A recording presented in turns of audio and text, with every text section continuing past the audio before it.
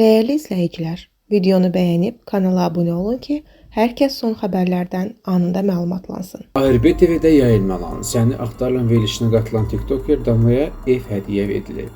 Belə ki, Rusiyada yaşayan Əmir Elvis Damlaya şəhərin mərkəzində bir otaqlı ev verdiyini bildirib. O, Bakıya gələrək evin açarlarını Damlaya verəcəyini bildirib. Bakı şəhəri Nərimanov rayonunda fərdi yaşayış evində partlayış olub. Xəbər verilir ki, hadisə Ceyhun Hacıbəyli küçəsində qeydə alınıb. İlkin məlumata görə partlayış qaz sızmasından olub. Əraziyə Fövqəladə Hallar Nazirliyinin qüvvələri və təcili tibbi yardım briqadaları cəlb edilib. Ötən gün Gəncədə itkin düşən məktəbli tapılıb. Xəbər verilir ki, polis əməkdaşlarının axtarışları nəticəsində itkin düşən 2009-cu il təvəllüdlü Elşan Alıməmmədov tapılaraq ailəsinə təhvil verilib.